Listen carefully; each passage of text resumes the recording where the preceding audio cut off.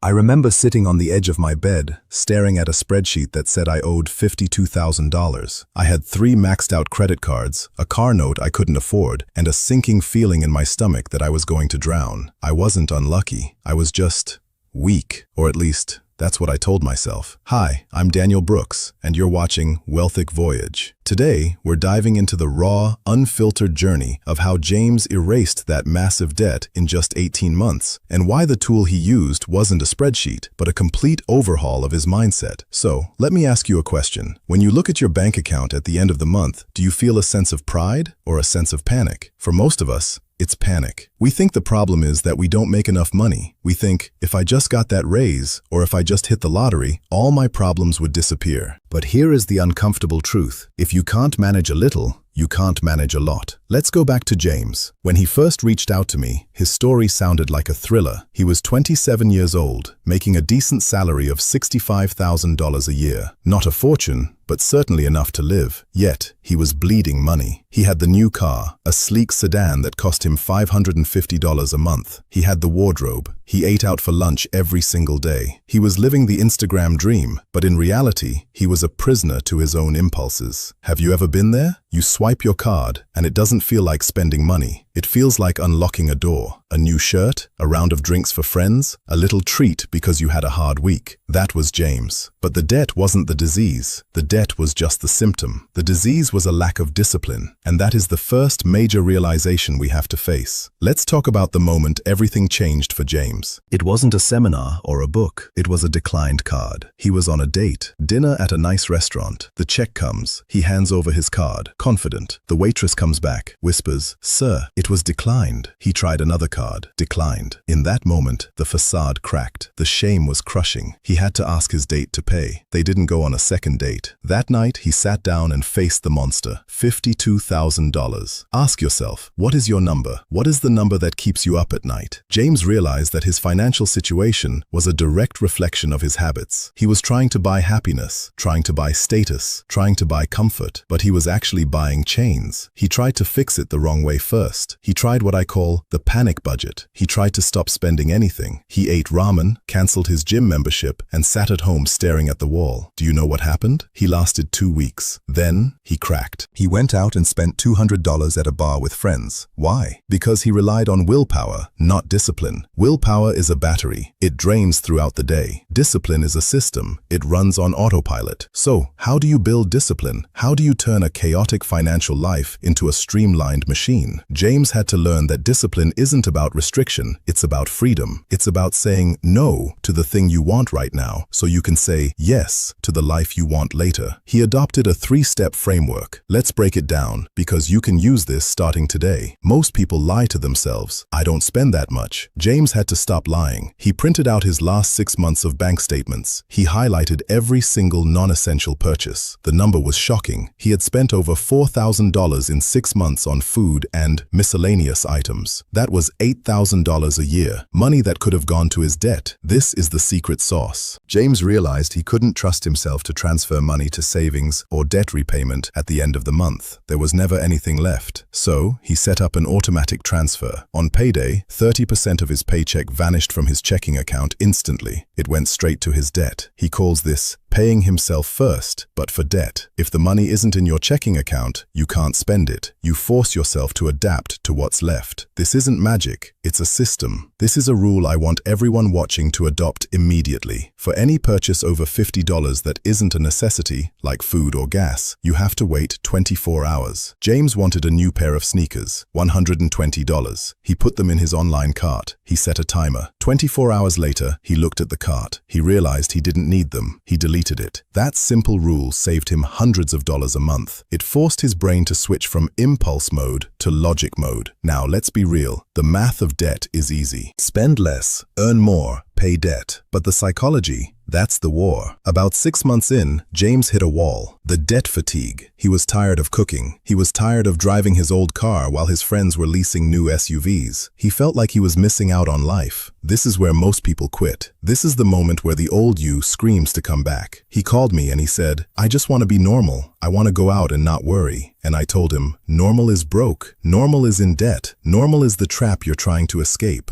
You have to get comfortable with being uncomfortable. You have to realize that every dollar you send to the bank is a middle finger to your past self who got you into this mess, and a high five to your future self who will be free. James started finding joy in the progress. He created a visual tracker on his fridge, a thermometer that he colored in red every time he paid off $1,000. He gamified his life. He realized that saving money actually gave him a dopamine hit stronger than spending it. He started walking or biking to work to save on gas. He started having friends over for potlucks instead of expensive dinners. He realized his friends didn't care about the fancy restaurant, they just wanted connection. This is the shift. When discipline becomes a lifestyle, it stops feeling like a punishment. It starts feeling like power. 18 months later, that's 547 days. James made his final payment. He logged into his bank account. The balance wasn't zero, it was empty of debt. He sent me a screenshot. The text said, "I'm free." But here is the twist. Here is the part that blows my mind and proves why this story isn't just about money. James didn't just fix his wallet, he fixed his life. Because he built the discipline to pay off debt, he applied that same discipline to his health. He lost 15 pounds because he stopped eating out. He applied it to his career. He asked for a raise. And because he had the confidence of someone who controls his own destiny, he got it. A $10,000 raise. He told me, "I used to think I was a victim of the economy. Now I know I'm the architect of my reality." That is the lesson. Money is just a tool. It's a scorecard. The real asset you are building is you. When you pay off debt, you are proving to yourself that you can delay gratification. You are proving that you can suffer a little now for a lot later. That is the definition of maturity. That is the definition of success. So, I want to leave you with this. You might be watching this with $50,000 in debt, or $500, or $5,000. The number doesn't matter. The timeline doesn't matter. What matters is the decision you make right now. Are you going to let your impulses drive your life? Or are you going to grab the wheel? Discipline is the bridge between goals and accomplishment. You don't need a better job. You don't need a lucky break. You need a system, and you need the courage to stick to it when it gets hard. Start small. Automate one transfer. Implement the 24-hour rule. Cook one meal at home. Prove to yourself that you are in charge, not the credit card company. Because at the end of the day, the best investment you can make isn't in the stock market. It's in your own ability to control your future. Thanks for watching. If this story hit home, hit that like button and share it with someone who needs to hear it. Let's build some discipline together. I'll see you in the next video.